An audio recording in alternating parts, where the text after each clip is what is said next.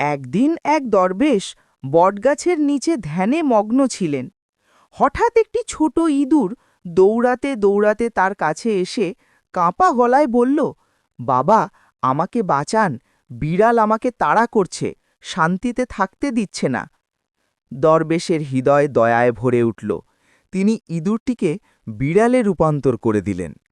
কয়েকদিন পর সেই বিড়াল আবার ছুটে এলো, বলল, হুজুর, এখন কুকুর আমাকে তাড়া করছে।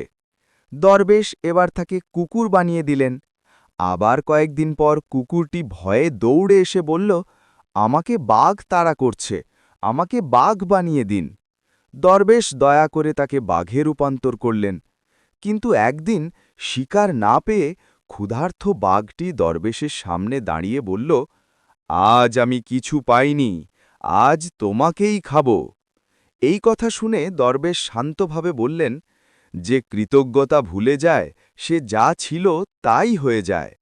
এই বলে তিনি বাঘটিকে আবার ইঁদুর বানিয়ে দিলেন।